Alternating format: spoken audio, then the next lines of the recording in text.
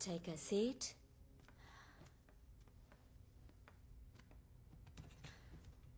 Right, well, I'm afraid her hymen, her virginity is broken. Ammi, Doctor, I've never had a physical relationship with anyone. I believe you. But how are you going to convince him? I mean, your future husband. Because on the wedding night, there are going to be difficult questions and you're going to have to provide answers. So, it is a short 30-minute surgery, simple surgery, and then the rest of your life will be trouble-free. There will be no questions, there will be no answers you need to provide, and your virginity will be restored. Samira, try to understand what doctor is saying. Men's mindset is not yet changed. Most men still ask, is the new wedding girl on his first wedding night? Is it's the first time, or for them we are their property and it should be a new property. So the blood does not come out. They will think that the girl is used. Therefore, doctor is correct. No question, no answer. Yes?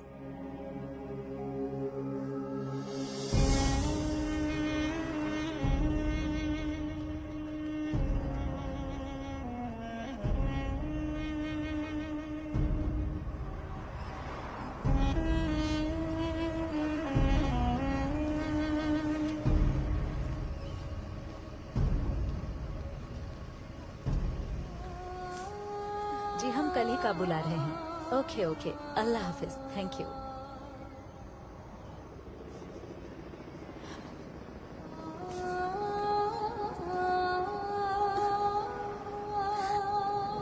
Samira,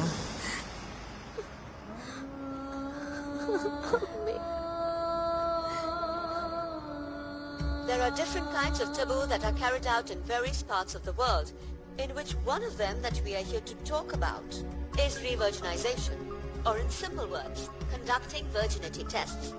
It is brutal to learn nowadays that the practice of re-virginization still happens in the UK, in North America, in Middle East countries, in India. It is a violation of human rights and privacy. 2019 में British parliament में इस मुद्दे को पूरी गंभीरता के साथ उठाया गया, जिसके बाद WHO और यूनाइटेड नेशंस ने अंतर्राष्ट्रीय स्तर पर इस मामले का संज्ञान लेते हुए न सिर्फ इसे मानवाधिकारों का उल्लंघन बताया, बल्कि इसे स्त्री की अस्मिता के खिलाफ बताते हुए पूरी दुनिया से इस पर विराम लगाने की अनुशंसा भी की गई। कई देशों ने इस पर लगाम लगाने की कोशिश भी की, पर आज भी कई देशों के साथ हमारे हिंदुस्तान के कई इलाकों में कई जातियों जनजातियों के बीच इस कोरी कुप्रथा को परम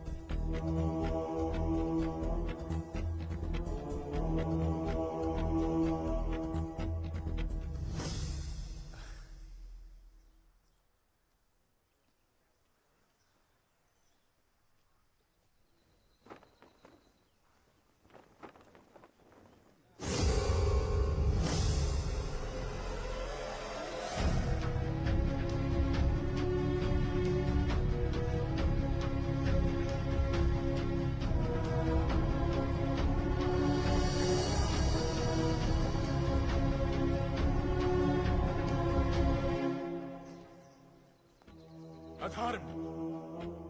पूरन सिंह,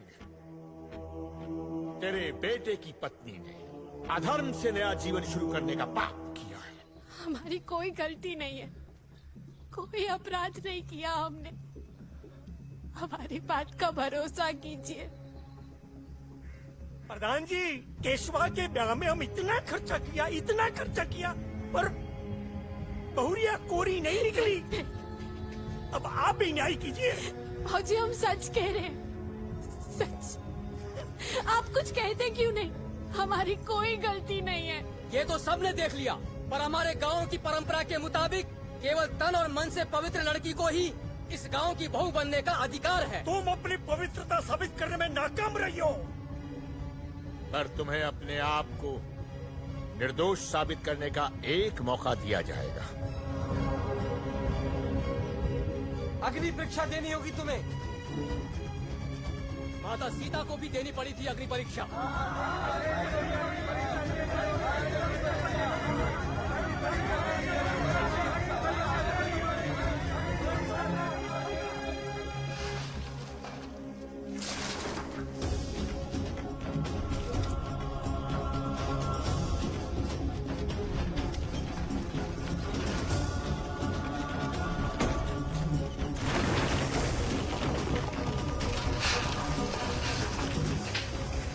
अपनी सच्चाई और पवित्रता को साबित करने के लिए अग्नि पथ पर चलना होगा।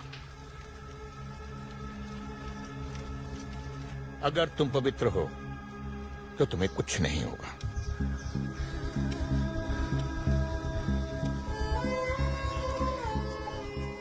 सही तो है। तुम कह रही हो ना, तुमने कुछ नहीं किया तो तुम्हें कुछ नहीं होगा।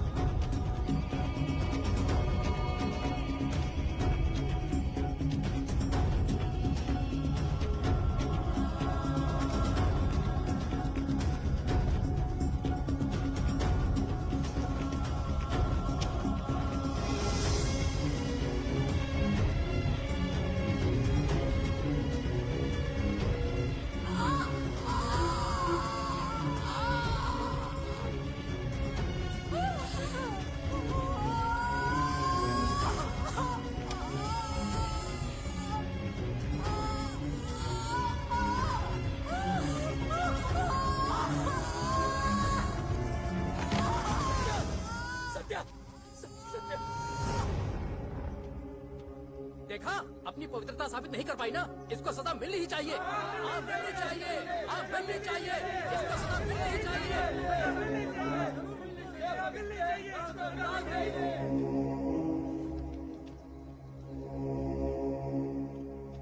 सत्या, सत्या। केशव जी, हमने कुछ नहीं किया, हमारी कोई गलती नहीं है।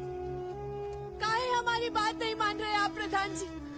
हम कोई अपराध नहीं किए हैं। सजा तो तुम्हें जरूर मिलेगी। अगर तुम केशव के साथ रहना चाहती हो तो तुम्हारे माता पिता को केशव के ब्याह में खर्च हुई सारी रकम पूरन सिंह को लौटानी होगी, और इस गांव को माता रानी के प्रकोप से बचाने के लिए एक अनुष्ठान और महायज्ञ किया जाएगा और सारे गांव को प्रसाद दिया जाएगा, और इसमें जो भी खर्च होगा वो रकम भी तुम्हारे माता पिता को पंचायत को चुकानी होगी। ये तभी हो सकता है जब केशव तुम्हारे साथ रहना चाहेगा। प्रधान जी नहीं।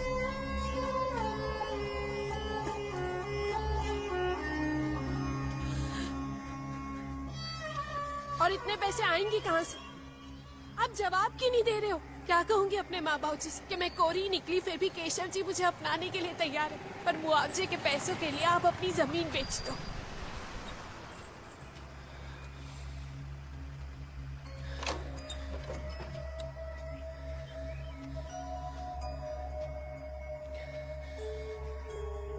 अगर साथ में रहना है तो कुछ तो करना ही पड़ेगा ना सत्या।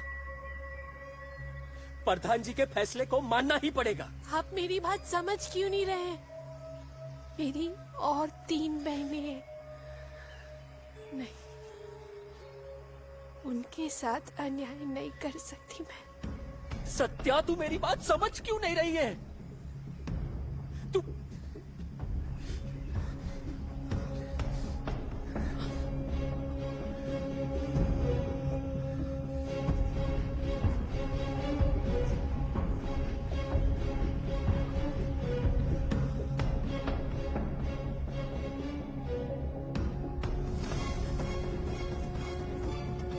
सत्या,